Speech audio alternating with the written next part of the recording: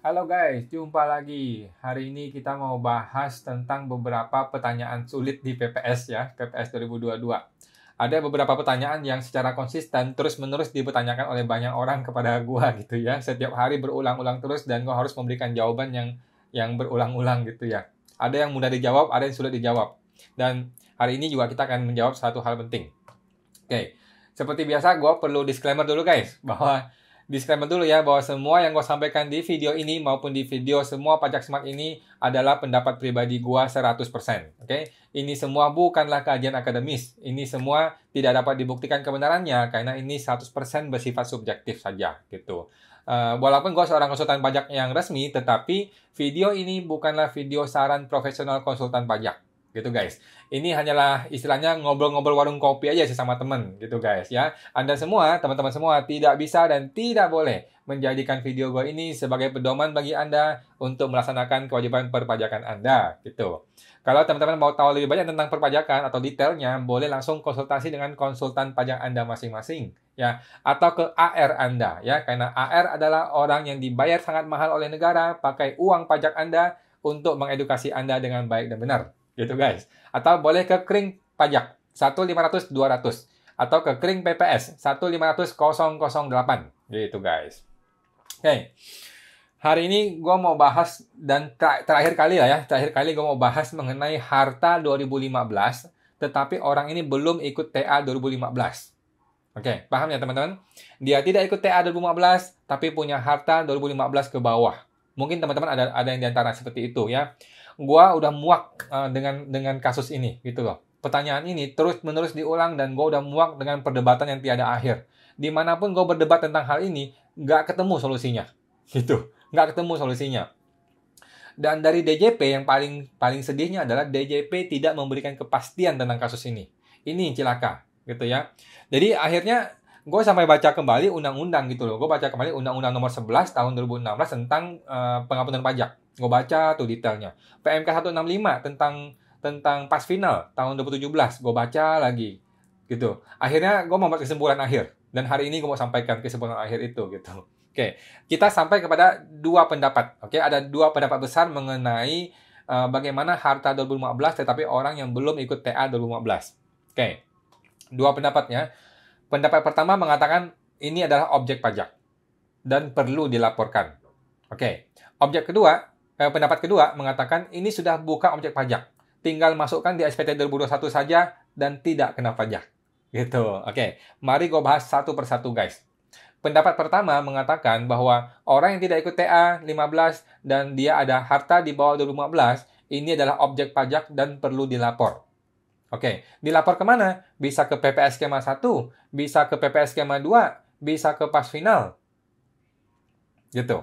Nah, di website DJP, yang gue sudah pernah sebutkan itu di video sebelumnya, di website DJP, mereka tidak memberikan kepastian untuk hal ini.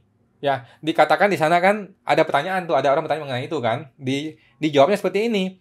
Kebijakan 1 untuk orang mantan peserta TA, betul. Tetapi di bawahnya dibilang, wajib pajak yang belum mengikuti pengampunan pajak atau yang belum ikut TA tidak dilarang mengikuti kebijakan 1. Kan gila. Ini kan bertolak belakang. Gitu loh. Di atasnya dia bilang kebijakan 1 hanya untuk mantan peserta TA, tapi di bawah dia bilang yang tidak ikut TA tidak dilarang mengikuti kebijakan 1. Jadi ini bertolak belakang. Nah, itu satu. Yang kedua, hari ini, tadi siang, gue chatting nih langsung ke kring PPS. Jadi kring PPS itu bisa juga chatting guys di 081156150008. Ini kring PPS ya, resmi gitu. Gue tanya gitu, harta 2015 tapi belum ikut TA, bagaimana? Boleh ikut skema 1 atau pas final? Jawabnya gini, boleh ikut skema 1, boleh juga ikut pas final. Kacau lagi, jadi nggak jelas. Ini mau arahin kemana gitu. Karena skema 1 kan 8%, pas final 12,5% atau 30%. Jadi jauh. Jadi nggak jelas gitu. Jadi website DJP nggak jelas, chatting dari kring PPS juga nggak jelas. Gitu. Jadi Akhirnya gue posting dong, gue posting di Instagram gitu. Oke lah, ini sudah clear dari apa chatting dari Kering PPS bahwa udah deh kita ikut aja skema 1 gitu. Kan lumayan bisa dapat 8% atau 6% gitu. Udah deh lu hidup tenang aja, nggak usah pusing, langsung ke skema 1. Baru berapa detik gue posting, udah ada orang yang balas di komentar gitu bahwa barusan dia pulang dari AR-nya suruh dia masukin ke skema 2. Kan bangsat. Kan bingung dong. Jadi bingung, ini mau diarahin kemana, nggak jelas. Jadi dari pusat tidak ada arahan yang jelas untuk ini. Gitu loh. Jadi baru diposting sebentar, orang udah komentar sebaliknya. Jadi di level bawah, di level AR itu udah bingung gitu loh. Di level AR juga nggak jelas, mereka berbeda pendapat untuk ini semua. Gitu. Jadi bagaimana solusinya sekarang? Oke. Jadi ada AR yang suruh ke skema 1, ada AR yang suruh ke skema 2, ada AR yang suruh ke pas final. Jadi kan nggak jelas. Ya, jadi edan nih sekarang. Jadi pendapat satu, menurut gua ini kacau balau dan simpang siur. Gitu. Ada orang bilang kita tunggu surat edaran. Nggak bisa. Surat edaran nggak bisa melawan undang-undang, nggak bisa melawan PMK gitu. Kalau mau ya undang-undang diganti atau direvisi atau PMK direvisi gitu. Jadi akhirnya kita harus kembali ke undang-undang dan PMK, guys. Itu terpaksa. Kita harus kembali baca undang-undang dan PMK. Seperti yang gue bilang kemarin bahwa siapapun presidennya, kita kembali ke undang-undang dan PMK. Gitu. Kita udah berhenti aja debat kusir sekarang ya. Kita nggak usah debat lagi. Nah, kesimpulan akhir gue, setelah gue baca ulang undang-undangnya, Undang-Undang Nomor 11 tahun 2016, PMK 165 tentang pas final, PMK 196, Undang-Undang HPP gitu ya. Kesimpulan gue adalah gue lebih dekat kepada pendapat yang kedua. Oke, gue lebih dekat ya ke pendapat yang kedua. Bahwa harta 2015 yang Anda tidak ikut TA yang dulu, 2015 itu boleh langsung dilapor ke SPT 2021 tanpa kena pajak lagi. Oke, nah ini menarik ya. Ada argumennya guys, nggak sembarang ngomong, ada argumennya. Oke, sekarang kalau kita mengacu kepada Undang-Undang Nomor 11 tahun 2016 ya tentang pengampunan pajak, terus PMK 196 tahun 2017 tentang pas final. Atau Undang-Undang HPP yang kemarin, Undang-Undang Nomor 7 tahun lalu, terus PMK 196 yang barusan tentang PPS. Maka harta 2015 menurut kesimpulan gua yang ini bukan objek pajak. Oke, argumennya begini. Jadi ada 1, 2, 3, 4, ada 5 kemungkinan ya. 5 kemungkinan. Pertama, apakah dia objek PPS skema 1? Jawabannya bukan. Jelas. Kenapa? Di undang-undang dikatakan yang menjadi objek PPS skema 1 adalah alumni peserta TA 2015. Di undang-undang disebutkan dengan jelas, di PMK 196 disebutkan dengan jelas. Jadi kalau lu bukan peserta TA 2015, lu bukan objek PPS skema 1. Clear dong? Ya. Kalau orang pajak mau suruh Anda ikut ke skema 1, tolong dong PMK diganti dulu, tolong dong undang-undang diganti dulu. Gitu loh. Jadi kalau kita mengacu ke undang-undang, maka ini bukan objek PPS skema 1. Sudah jelas. Karena di PPS skema 1 adalah untuk mantan peserta TA 2015. Clear, ya. Bukan objek PPS skema 1. 2. Apakah dia objek PPS skema 2? Nah, bukan juga. PPS skema 2 adalah untuk harta tahun perolehan 2016 sampai 2020. Sudah clear, jelas sekali di undang-undang dijelaskan. Di PMK juga jelas. Oke, skema 2 untuk harta perolehan 2016 ke 2020 yang masih ada di 2020.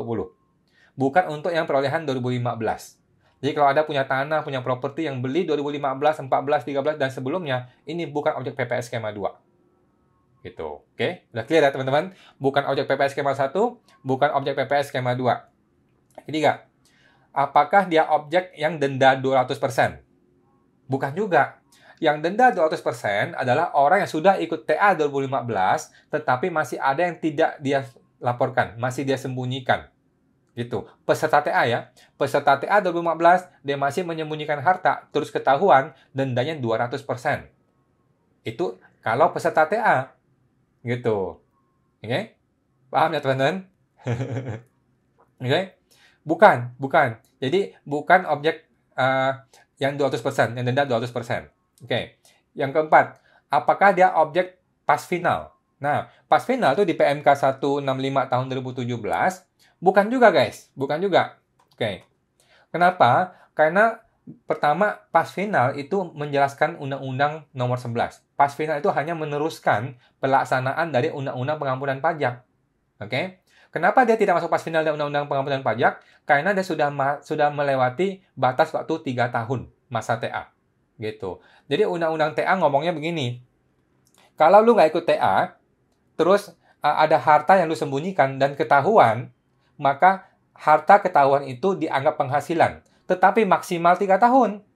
Maksimal 3 tahun sejak Undang-Undang TA berlaku. Artinya 2017, 18, 19. Atau 2020. Gitu. Sekarang udah lewat. Sekarang udah 2022. Gitu. Oke? Jadi ini juga bukan objek pas final. Nah, yang terakhir. Apakah dia objek PPh progresif? PPh yang biasa tuh. PPh yang 30%. Bukan juga. Kenapa? Karena ini sudah lewat penagihan 5 tahun. Sudah lewat kadaluarsa 5 tahun. Gitu, guys. Nah, setelah itu udah nggak ada lagi. Gitu loh. Oke? Jadi, paham ya, guys? Semoga ini bisa masuk di teman-teman gitu. Dia bukan objek PPS skema 1, dia bukan objek PPS skema 2, dia bukan objek yang denda 200%, dia juga bukan objek dari PPAS final, dia juga bukan objek dari PPh progresif. Jadi, harta 2015 kalau Anda tidak ikut TA, sudah bukan objek pajak. Jadi boleh langsung masuk ke SPT 2021. Oke? Nah, awalnya gue nggak setuju dengan ini. Awalnya gue nggak sependapat, karena gue tetap masih nggak masuk akal gitu loh. Mana bisa sih harta dimasukkan ke SPT tidak kena pajak? Ini kan too good to be true gitu loh. Nggak masuk akal gitu loh. Dan gue berdebat dengan teman-teman, dengan teman konsultan gitu loh. Gue berdebat, ada teman konsultan yang kekeh bahwa ini bukan objek pajak. Gue berdebat gitu, karena menurut gue ya minimal skema 1 lah masukin bayar 8% gitu. Tapi nggak bisa, gue kalah debat gitu guys. Gue kalah debatnya. Gue nggak ketemu celah di mana ini bisa masuk ke skema 1, atau masuk ke skema 2, atau masuk pas final. Nggak ada celah untuk bisa masuk ke situ. Nggak bisa, gitu loh. Undang-undang dan PMK sudah jelas gitu, guys. Oke? Jadi ini sudah jelas nggak bisa dikenain pajak lagi. Gitu. Jadi gue kalah debat. Jadi gue ngaku kalah gitu. Walaupun sampai sekarang gue masih agak-agak kurang sependapat, tetapi gue kalah debat gitu loh. Teman konsultan ini sudah clear bahwa harta 2015, kalau Anda tidak ikut TA, sudah bukan objek dari pajak-pajak ini semua. Gitu. Oke? Jadi akhirnya gue membuat kesimpulan bahwa, gue sependapat dengan teman gue ini. Bahwa memang harta 2015 bukan lagi objek pajak. Udah nggak bisa dipajakin lagi. Mau pakai undang-undang apapun udah nggak bisa kena. Gitu, guys. Gitu. Oke? Itu kesimpulannya dari gue ya. Tetapi gue bisa salah, guys. Gue bisa salah. Mohon teman-teman yang lagi nonton video ini ya, kalau Anda punya pendapat berbeda, tetapi Anda punya undang-undangnya atau PMK-nya, boleh disampaikan. Gitu, disampaikan ya. Atau mungkin lu kenal orang DJP yang bikin undang-undang, yang punya pendapat berbeda, tetapi ada rujukan undang-undangnya atau PMK-nya, mohon infokan ke gue. Oke, gua undang teman-teman atau teman-teman DJP untuk bisa live Instagram atau Zoom meeting atau YouTube gitu ya, untuk membahas ini. Gitu. Kalau gua salah, gua akan koreksi langsung di video gua berikutnya. Gitu guys ya. Cuman sayangnya sejauh channel ini yang sudah 13.000 subscriber ya, belum ada tuh gua ketemu teman-teman di DJP bidang penyuluh atau siapapun yang betul-betul mau konsisten bantuin gua bareng-bareng untuk mengedukasi masyarakat gitu. Gue udah berusaha menghubungi beberapa teman pajak. Gue juga udah berusaha chatting di Instagram ke beberapa KPP ya, KPP resmi gitu ya. Di akun Instagram resminya, gue udah berusaha chatting ke mereka. Sampai hari ini tidak ada respon. Dan gue welcome. Siapapun yang mau kolaborasi dengan gue welcome gitu. Cuman dari petugas pajak resmi belum ada yang mau respon. Gitu. Oke. Jadi intinya kembali ke klien masing-masing. Kembali ke teman-teman masing-masing. Ke Anda masing-masing. Anda mau masukin ke SPT 2021, silahkan. Tidak usah kena pajak. Nggak usah bayar pajak lagi. Oke? Sepanjang lu bisa membuktikan bahwa harta ini adalah perolehan 2015 ke bawah. Dan Anda bukan peserta TA. Gitu. Bebas aja, bebas. Lu mau masukin ke skema 1, PPS, silahkan juga. Gitu. Nggak dilarang, kan tadi bilang. DJP bilang tidak dilarang untuk ikut PPS skema 1 kalau Anda belum ikut TA. Gitu. Jadi kalau lu punya budget dan lu mau nyumbang buat negara, ya Anda punya niat baik, ya silahkan ikut skema 1 gitu. Tapi kalau lu merasa nggak ada budget atau lu nggak mau bayar pajak, ya nggak usah. Memang aturannya ngomong gitu, gitu kan? Langsung aja masukin ke SPT 2021. Yang penting lu bisa buktikan bahwa barang itu lu beli atau peroleh di 2015 ke bawah. Oke, tidak ada undang-undang yang bisa mengenain pajak lagi untuk objek yang ini, nggak bisa lagi. Gitu. Tapi itu pendapat gue ya guys. Dan mungkin kalau teman-teman ada rujukan PMK atau undang-undang, boleh disampaikan. Gitu. Oke, itu guys. Jadi sudah clear ya. Gue udah nggak mau lagi berdebat mengenai ini. Itu sudah pasti bukan objek pajak. Sudah nggak kena pajak lagi. Bisa masuk ke SPT 2021. Silahkan. Gitu. Oke, kita lanjut. Gue juga tanya mengenai yang non-investasi. Kalau dulu TA 2015, kalau Anda ikut investasi ataupun tidak investasi, itu perlu dilapor 3 tahun berturut-turut. Oke, 3 tahun berturut-turut untuk laporan realisasi investasinya. Sekarang, yang untuk non-investasi, tidak perlu dilapor, katanya di DJP. Dan gue lihat di undang-undang di PMK juga nggak ada penjelasan. Gitu.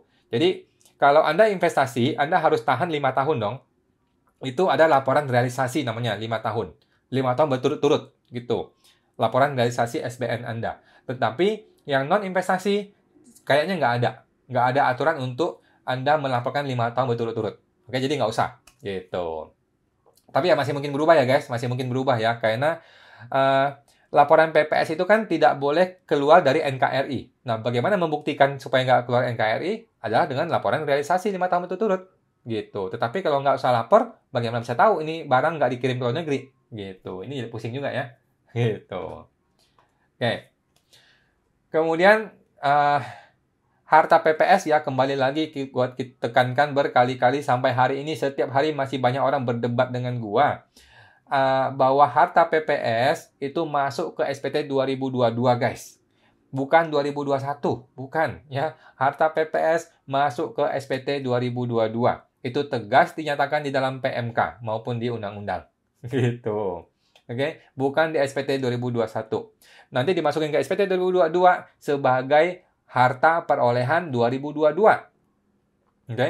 Jadi kalau Anda masukin PPS nih, ada deposito tahunnya 2018, 2017. Nanti masuk ke SPT 2022 tetap dianggap barang perolehan 2022 sesuai dengan tanggal terbitnya suket PPS, yaitu tahun 2022.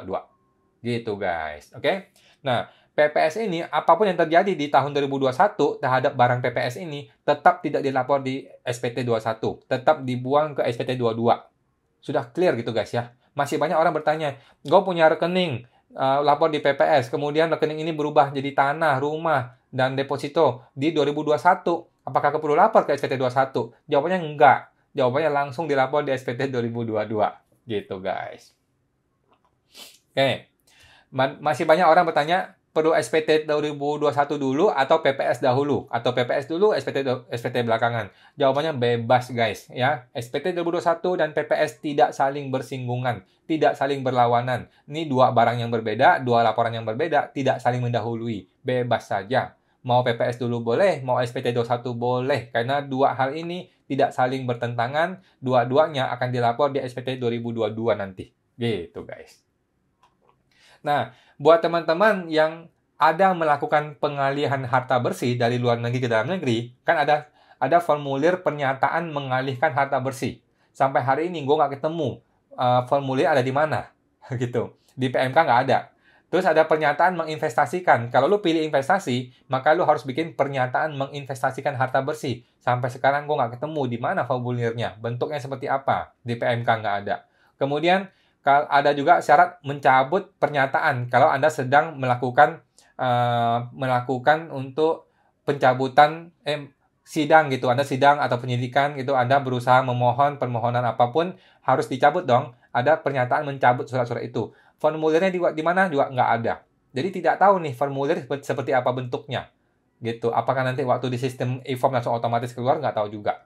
Jadi kita nggak tahu formulir pernyataan mengalihkan harta seperti apa. Formulir pernyataan menginvestasikan seperti apa juga nggak tahu. Formulir pernyataan mencabut juga tidak tahu bagaimana bentuknya.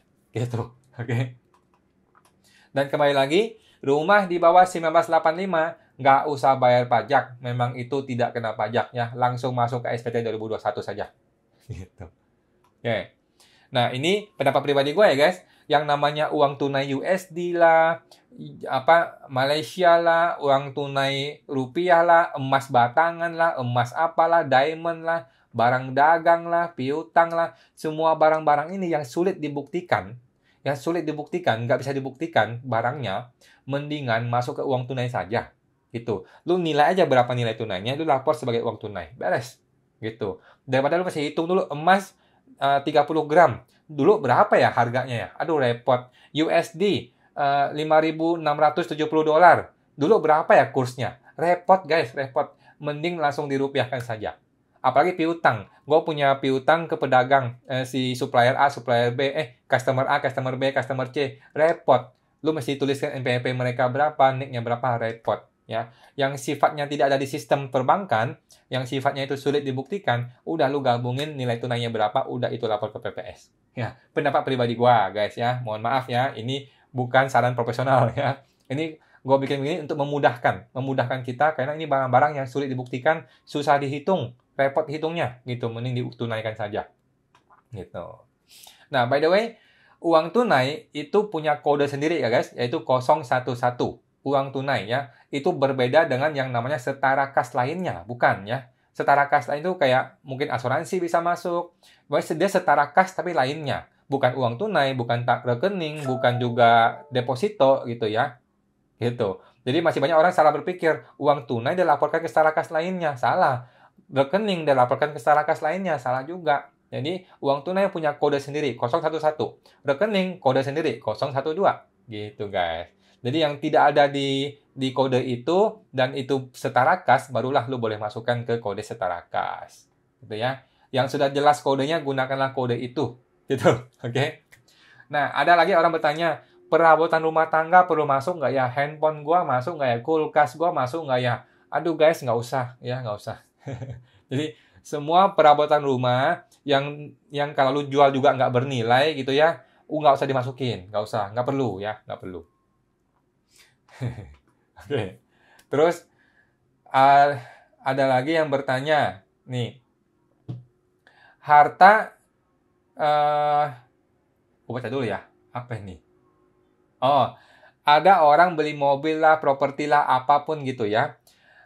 Kapan sih masih diakui di SPT atau di PPS? Ketika sudah lunas atau ketika di awal? Jawabannya di awal guys. Di awal ya, ketika lu bayar pertama kali, DP pertama kali, di saat itulah, di tahun itulah harus masuk ke SPT tahunan. Masukin hartanya, masukin hutangnya. Gitu guys. Jangan nunggu AJB, jangan. Nanti tiba-tiba di tahun berikutnya, di tahun tersebut, naik hartanya tiba-tiba meningkat. Nggak boleh. Gitu. Oke? Jadi setiap tahun harus diupdate. Diupdate hutangnya ya. Jadi kalau rumah, mobil gitu, di tahun pertama ketika Anda membayar, Anda sudah harus masukkan nilainya. Oke, jangan nunggu AJB, jangan nunggu nanti ketika balik nama, tidak. Ketika pertama kali lu bayarkan uangnya, di saat itulah lu harus laporkan hartanya dan hutangnya sekaligus di SPT Anda. Gitu. Terus banyak orang masih mikir nunggu balik nama, karena namanya masih nama orang lain, terus rekening nama orang lain, nggak usah dilapor dan sebagainya. Jawabannya salah guys. Jawabannya semua barang yang milik Anda, walaupun nama orang lain, tetap harus lu laporkan di SPT lu. Gitu. Semua barang yang bukan milik lu, walaupun atas nama lu nggak usah hiraukan. Nggak usah dilaporkan di SPT lu. Oke? Hanya laporkan di SPT kita barang yang milik kita saja. Walaupun masih nama orang lain. Gitu guys ya. Jadi nggak usah pusing nama siapa di dokumen. Orang pajak mau tahu barang ini sesungguhnya siapa yang punya. Oke? De facto, faktanya. Faktanya siapa yang punya barang ini. Orang itulah yang harus lapor di SPT-nya. Itu clear guys. Oke?